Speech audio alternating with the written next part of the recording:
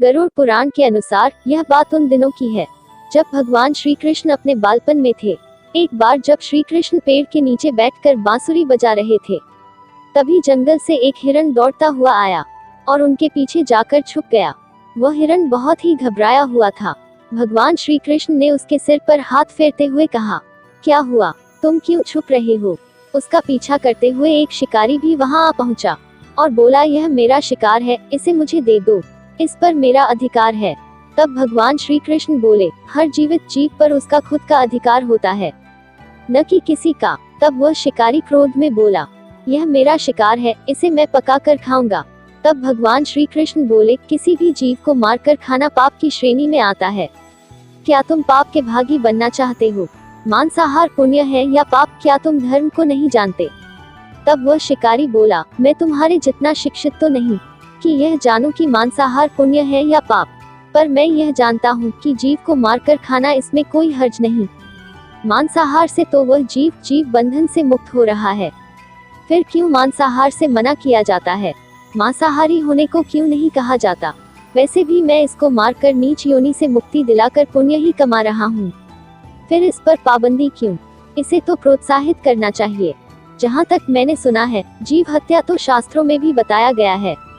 राजा लोग शिकार किया करते थे। ऐसे तमाम तर्क देते हुए श्री कृष्ण से पूछा कि फिर क्यों ये मांसाहार गलत है और पाप की श्रेणी में आता है? आप ही बताएं, मांसाहार पुण्य है या पाप? भगवान श्री कृष्ण समझ गए कि इसकी बुद्धि मांस खाने के कारण भ्रष्ट हो गई है और उसने सोचने समझने की शक्ति भी खो दी है। फिर भगवान श्री कृष्ण बोले, इस अंतहीन विषय पर पहले मैं कोई राय नहीं दूंगा। मेरी इस छोटी सी कथा को सुनने के बाद तुम ही उत्तर देना कि मांसाहार पुण्य है या पाप, और तुम्हें मांस खाना है या नहीं। वह शिकारी सोचने लगा कि इसमें मेरा तो कोई घाटा नहीं है, इस कथा को मैं सुन ही लेता हूँ, मेरा मनोरंजन भी हो जाएगा और बाद में मुझे इसका मांस भी मिल जाएगा। तो भगवान श्री कृष्ण ने अपनी कथा आरंभ की। एक बार मगध में खाद्य संकट खड़ा हो गया, जिससे अन्न का उत्पादन कम रहा। राजा को चिंता हुई कि यदि इस समस्या का शीघ्र निदान नहीं किया गया तो संरक्षित अनाज कोष भी खत्म हो जाएगा और संकट भीषण हो जाएगा। तो सम्राट ने अपनी राज्य सभा में पूछा, देश की खाद्य समस्या को सुझाने के लिए सबसे सस्ती वस्तु क्या है? मंत्रीगण सोच में पड़ गए। चावल, गेहूं, आलू इत्यादि पदार्थों को उगाने के लिए बहुत श्रम करना पड़ता है। वह तभी प्राप्त होते हैं जब प्रकृति का प्रकोप न हो। ऐसे में तो कुछ सस्ता हो ही नहीं सकता। तभी शिकार का शौक रखने वाले एक मंत्री ने सोचा कि यही उत्तम अवसर है, क्यों न अंधाधुंध शिकार के लिए राजा की अनुमति ले ली जाए। उसने सभा में कहा कि सबसे सस्ता खाद्य पदार्थ है मांस। इसके लिए धन का खर्च भी नहीं है और पौष्टिक खाना भी मिलता है। सभी सामंतों ने इस बात का समर्थन कर दिया, लेकिन मगध के प्रधानमंत्री अभी भी चुप थे। सम्राट ने पूछा, प्रधानमंत्री आप चुप क्यों हैं? आपने कोई अनुमोदन नहीं किया, आपका क्या मत है? प्रधानमंत्री ने कहा, मैं यह नहीं मानता कि यह कथन सही है कि मांस सबसे सस्ता पदार्थ है, फिर भी इस विषय पर मैं अपने विचार आपके सामने कल रखूंगा। प्रधानमंत्री उसी रात मांसाहार का प्रस्ताव रखने वाले सामंत के घर पहुंचे। सामंत ने इतनी देर रात प्रधानमंत्री को अपने घर पर आया देखा तो वह घबरा गया। किसी अनिष्ट की आशंका से वह कांप गया। प्रधानमंत्री ने कहा, संध्या को महाराज बीमार हो गए, उनकी हालत बहुत ही खराब है। राजवैद्य ने कहा है कि किसी शक्तिशाली देह का 2 तोला मांस मिल जाए तो राजा के प्राण बचाए जा सकते हैं। आप महाराज के सबसे विश्वास पात्र हैं, इसलिए आपसे योग्य कौन होगा? इसके लिए आप जो भी मूल्य लेना चाहें ले सकते हैं। आप कहें तो इस काम के लिए मैं आपको 1 लाख स्वर्ण मुद्राएं भी दे सकता हूँ।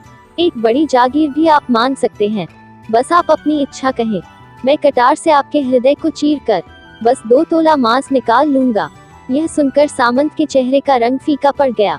वह सोचने लगा, जब जीवन ही नहीं रहेगा तो लाख स्वर्ण मुद्राओं से मैं क्या करूंगा, और बड़ी जागीर भी किस काम आएगी। वह झटपट अंदर भागा और अपनी तिजोरी से 1 लाख स्वर्ण मुद्राएं लेकर आया। मुद्राएं देकर उसने प्रधानमंत्री के पैर पकड़ लिए और गिड़गिड़ाते हुए बोला, श्रीमंत, मैं आपकी 1 लाख मुद्राओं में अपनी 1 लाख मुद्रा और मिलाता हूँ। इस पैसे से आप किसी और सामंत के हृदय का मांस खरीद ले, किंतु मुझे जाने दे, यह बात किसी और को पता न चले। मैं आपसे आग्रह करता हूँ।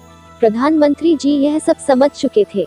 वह उसे थोड़ी और मानसिक पीड़ा देना चाहते थे, प्रधानमंत्री ने आगे कहा, सामंत आप शरीर से बलिष्ठ है, आपकी कदकाठी महाराज से मिलती जुलती है, इसलिए राजवैद्य ने खास तौर पर आप ही का नाम लिया है। आपके दान से हमारे अच्छे राजा की जिंदगी बच सकती है। आप कहे तो मैं आपको प्रधानमंत्री का पद देने को तैयार हूँ और मैं खुद आपका कर्मचारी बनकर रहूंगा, पर प्रजा से हमारे राजा को न छीने। सामंत स्वयं फंसता हुआ दिख रहा था। उसने शरीर पर अंग वस्त्र रखकर अपने जूते भी पहन लिए। जैसे ही वह वहां से भागने वाला था, वह तुरंत प्रधानमंत्री के पैरों में लेट गया। उसने याचना की कि प्रधानमंत्री जी, मैं इसके योग्य नहीं हूँ। जब प्राण ही नहीं रहेंगे तो प्रधानमंत्री पद का या राजा का सिंहासन भी मिल जाए तो मैं उसका क्या करूँगा। आप चाहे तो मेरा सब कुछ ले ले, पर मेरे प्राण न ले।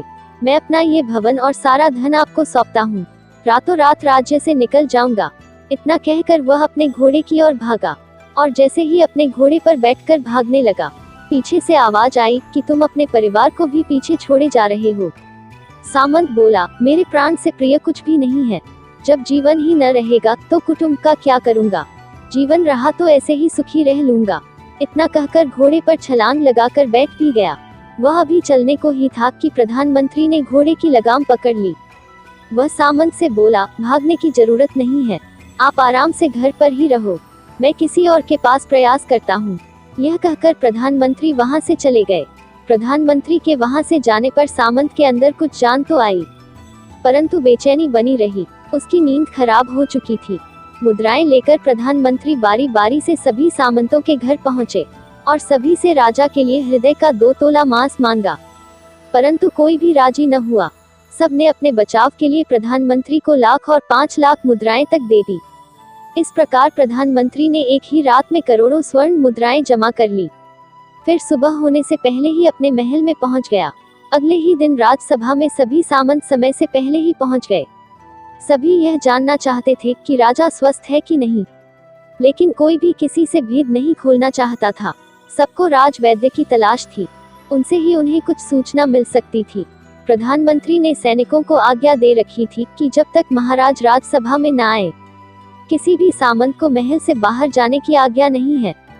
राजा सभा में अपनी चिर परिचित गति में आए और अपने सिंहासन पर आकर बैठे। सभी सामंतों ने देखा कहीं से भी राजा उन्हें अस्वस्थ नहीं लगे। उन्हें तो कुछ हुआ ही नहीं था। प्रधानमंत्री ने उनसे झूठ बोला। हर सामंत के मन में यही विचार चल रहा था, पर कोई भी किसी और को कुछ भी न बोल रहा था। तभी प्रधानमंत्री ने राजा के समक्ष 1 करोड़ स्वर्ण मुद्राएं रख दी। राजा ने पूछा, ये स्वर्ण मुद्राएं किसके लिए है और कहां से आई? प्रधानमंत्री ने कहा, 2 तोले मांस के लिए इतनी धनराशि जुटाई है, पर मांस न मिला। अपनी जान बचाने के लिए सामंतों ने यह मुद्राएं दी है। अब आप यह विचार कीजिए, मांस कितना सस्ता है। राजा को बात समझ में आ गई। उन्होंने प्रजा को अतिरिक्त परिश्रम करने का निवेदन किया और राजा के अनाज भंडार में से अनाज निकालकर श्रमिकों को दिया गया।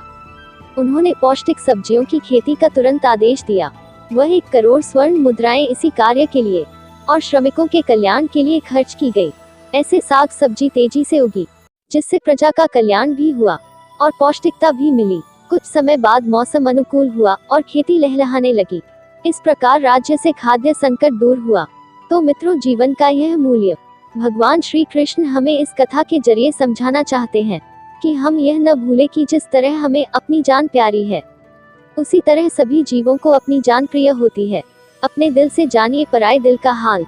यदि संसार के संबंधों से मुक्त करने का तर्क सही है, यदि जीव हत्या जीव को संसार बंधन से मुक्त करने का तरीका है, तो अत्याचारी द्वारा किया गया नरसंहार भी मान्य है। वह भी ये तर्क दे सकते हैं कि वह लोग जीवन के कष्ट से आप लोगों को मुक्त कर रहे हैं।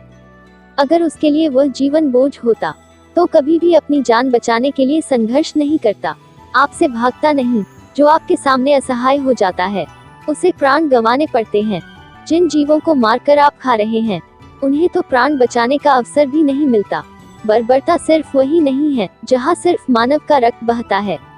बर्बरता उसे भी कही जाती है जहाँ स्वार्थ के लिए किसी जीव की हत्या कर दी जाए।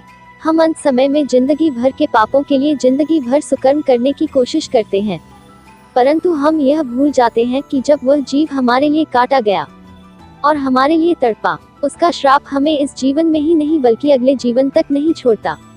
परमात्मा से यह ज्ञान पाकर शिकारी परिपूर्ण हो गया और उसे ज्ञान की प्राप्ति हो गई, और वह जान गया कि महानता जीवन लेने में नहीं, बल्कि जीवन देने में है। शिकारी भगवान के आगे हाथ जोड़कर वहां से चला गया, और उसने कसम खा ली कि वह अपने संपूर्ण जीवन में किसी को भी कभी चोट नहीं पहुंचाएगा। दोस्तों, आपको यह कहानी कैसी लगी? आप कमेंट बॉक्स में जय श्री कृष्णा लिखकर अवश्य बताएं। साथ ही वीडियो को लाइक और शेयर करें। यदि आप हमारे चैनल पर नए हैं तो आप हमारे चैनल को सब्सक्राइब जरूर करें। धन्यवाद दोस्तों।